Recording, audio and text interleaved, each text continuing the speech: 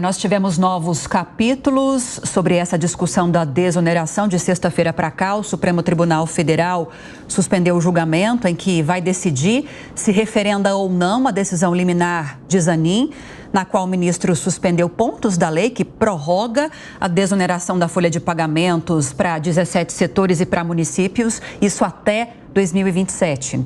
E para a gente falar mais sobre esse assunto, nós recebemos o senador Efraim Filho, do União Brasil, que é autor do projeto. Senador, bom dia, bem-vindo mais uma vez. Bom dia, Lívia, bom dia, Rafael, saudação a todos os nossos telespectadores, internautas, aqueles que por todas as plataformas nos escutam, nos assistem. Esse tema, mais uma vez, na pauta nacional, né? O governo parte aí para um terceiro turno agora, judicializando a matéria. O Congresso reage, entende que a política pública ela é importante para o Brasil. A gente ouviu o depoimento aí dos nossos representantes dos setores produtivos e vamos sim continuar insistindo na tese de que foi um erro político, foi um erro jurídico e que há espaço para tanto o governo quanto o Supremo Tribunal Federal reverem essa última decisão liminar que suspendeu os efeitos de uma lei que é boa para quem produz, é boa para quem trabalha. E aí concluo, Lívia, o inverso já ficou claro aí também nos depoimentos. Essa decisão é um jogo de perde-perde, né?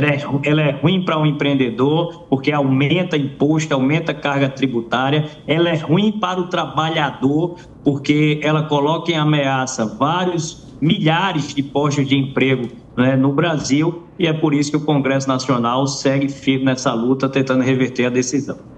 Agora, senador, apesar do pedido de vista do ministro Fux, os outros ministros podem continuar votando nesse julgamento que nós citamos agora há pouco, que segue no Supremo Tribunal Federal. Estamos a um voto de os ministros referendarem a decisão de Zanin para derrubar trechos dessa legislação que prorroga a desoneração. O próprio Pacheco chegou a mencionar também que a advocacia do Senado recorreu contra essa liminar de Zanin. Além de esperar, o que o Senado pretende fazer?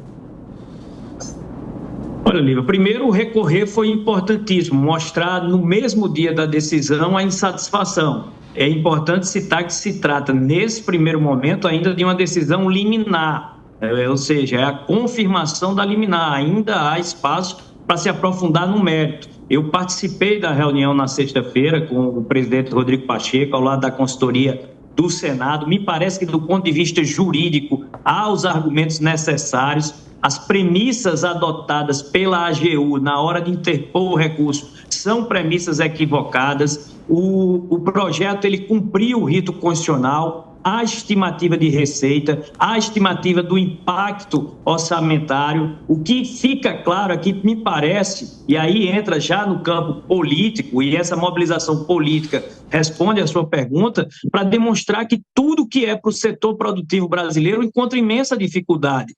Né? Nós tivemos o governo, o poder público, o governo federal como maior, foi quem mais expandiu a dívida pública no Brasil nesses últimos anos. O maior gasto público foi do setor do governo federal. De 2022 para cá, chega a quase 300 bilhões de reais. Aí apontar o dedo ao Congresso, como se fosse o Congresso com o tema da desoneração, que dialoga com pequenos municípios, que dialoga com empreendedores, com setores intensivos de mão de obra, na faixa de 20 a 25 bi, como se fosse o grande responsável pelo desequilíbrio fiscal do Brasil. É isso que nós não entendemos, nem aceitamos, e por isso a reação é importante. O Congresso cumpriu a sua parte, uma agenda de arrecadação para atender às demandas do governo. Se votou a nova lei do CAF, se votou a taxação das bets online e apostas esportivas,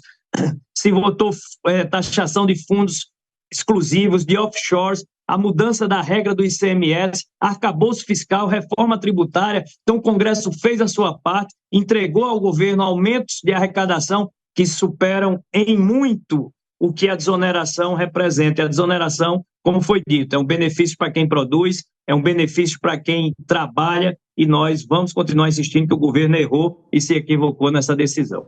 Senador, bom dia. Em entrevista nesse fim de semana, o ministro Haddad disse que o Legislativo, que tem hoje a mesma prerrogativa do Executivo de criar despesa, deve também indicar receita para fazer frente a elas.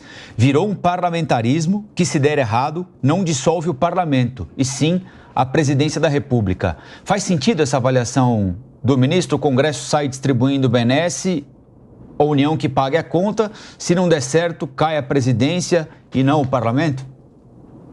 Rafael, é incoerente essa decisão do governo. Acabamos de citar aí um exemplo. Primeiro, quando o ministro diz que o Congresso não apontou compensações, está errado. Acabei de tratar aí de várias delas: fundos offshore, fundos exclusivos, bets online, CAF, arcabouço fiscal, toda a votação que o Congresso entregou, uma agenda econômica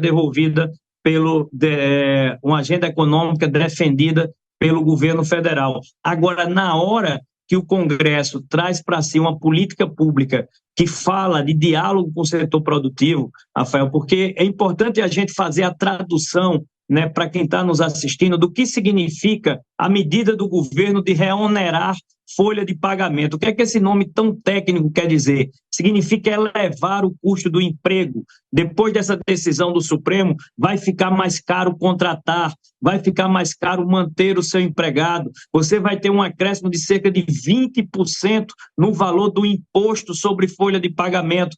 As empresas não têm novas receitas. O que é que as empresas terão de fazer se elas são obrigadas a pagar mais imposto? Elas vão ter de demitir para poder equilibrar o seu custo. Então, a política da desoneração, ela sempre foi uma política que dialoga com a manutenção do emprego em setores que são intensivos em mão de obra. Essa é a decisão política que está em curso. No Brasil, parece um negócio tão simples, né? Dizer, não, nós vamos aumentar o custo da empresa sobre folha de pagamento, nós vamos elevar o custo do trabalhador, contratar vai ficar mais caro, com um monte de pai e mãe de família na fila do desemprego. É incoerente. Por isso que eu digo que a declaração do ministro foi incoerente, por esse primeiro motivo, que o Congresso Nacional, ele sim apontou diversas agendas de aumento de arrecadação para compensar o benefício da desoneração, e um segundo ponto de incoerência, tá certo? Quando o governo aponta o dedo para o Congresso, dizendo que é o Congresso quem está produzindo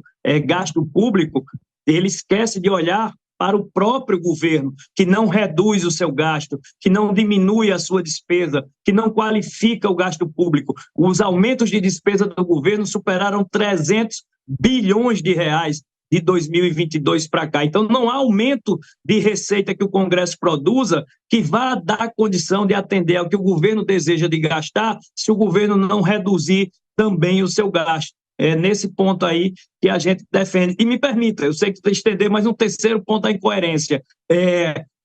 O governo chama de inconstitucional, mas ele mesmo editou uma medida provisória e enviou um projeto de lei com urgência constitucional para que pudesse regular a matéria. Como é que é inconstitucional se o próprio governo tentou regulá-la? São esses 3 pontos que nós apresentamos para mostrar a incoerência das decisões e dos pronunciamentos do governo e do ministro da Fazenda. A gente vai continuar acompanhando essa discussão em todas essas frentes, senador. Falamos com o senador Efraim Filho, do União Brasil, autor do projeto de lei que prorroga a desoneração da folha até 2027. E até uma próxima oportunidade. Boa semana e bom dia, senador. Obrigada. A semana está apenas começando, esse tema vai dominar aí a pauta, e o grande problema é a insegurança jurídica, que fica para quem tem que pagar o imposto. Vai pagar pela lei, vai pagar pela decisão do Supremo. Quem produz no Brasil é que, na verdade, é o grande prejudicado com esse vai e volta, com esse imbróglio, com essa insegurança jurídica que já é nociva à economia, que já puxa o freio de mão em investimentos e já começa a ter lista de demissão nos setores atingidos pela decisão do Supremo Tribunal Federal. Um forte abraço e um bom dia a todos. Obrigada.